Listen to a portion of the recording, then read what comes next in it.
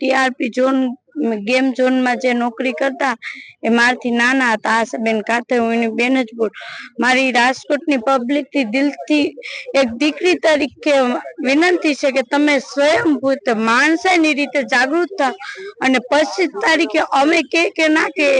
અમે નિમ્ર વિનંતી કરીએ કે ના કરે માણસાની રીતે તમે જાગૃત થાવ ને તમારી ખુદની રીતે તમે તમારી દુકાનો બધી બંધ કરો કારણ કે હવે અમારું વ્યક્તિ અમે ગુમાવી દીધું એ ન આવી શકે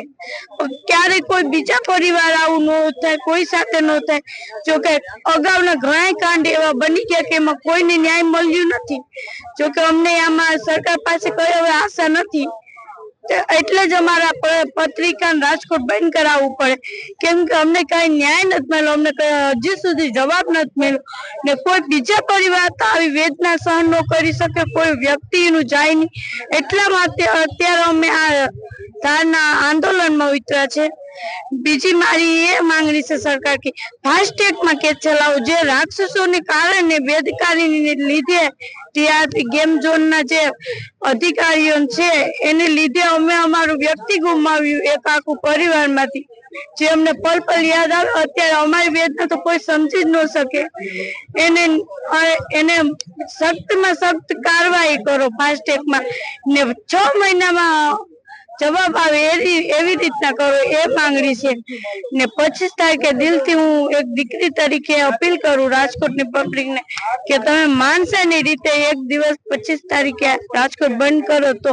ને જો અમારી સાથે તમે જોડાવો તો જ હવે અમને ન્યાય મળશે બાકી સરકારને કોઈની બીક નથી એ અમને ન્યાય દેવાનું નથી અગ્નિકાંડમાં મારા દિયર ગુમાવ્યા છે એની હારોહાર આઘાતમાં મારા સસરા પણ ગુમાવ્યા છે અને મારા સાસુ વિધવા થઈ ગયા છે મારા ઘરમાં કોઈ લડવા ખરવા વાળું હતું નહીં અને પહેલા દિવસ તો નોકરીમાં જોબમાં ગયા હતા અને મારો કહેવાનો મતલબ એમ થાય છે કે જે વિડીયો જોઈ રહ્યા હતા દાસતા હતા ત્યારે જોઈ રહ્યા હતા વિડીયો ઉતારતા હતા ત્યારે પોલીસને ત્યાં જઈને વિડીયો ઉતારવા નહોતા દેવાના જરૂર હતી અને એમ કહેવાની જરૂર હતી કે તમે વિડીયો ન ઉતારો ને સામે દાજે છે એને બચાવવા જાવ તો આ લોકો બળે ન હોત દાજ્યા ન હોત મારો કહેવાનો આજે અમારો પરિવાર દુખી છે એવો કોઈનો પરિવાર દુખી ન થાય એમ અમારે એટલે અમારી સાથે 25 તારીખે તમે બધા જોડાવ હું તો એમ કહેવા માંગુ છું કે આખું રાજકોટની પણ આખું ગુજરાત જોડાવ બધા જોડાવ તો એનું પરિવાર પીડિત પરિવાર ન થાય કોઈ અમારા આશાબેન ગાથડ એમાં અમારા બેન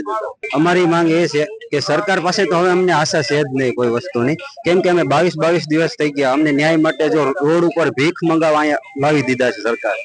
તો હવે અમને આશા છે જ નહીં સરકાર પાસે પણ જો અમે રાજકોટની પબ્લિકને વિનંતી કરીએ છીએ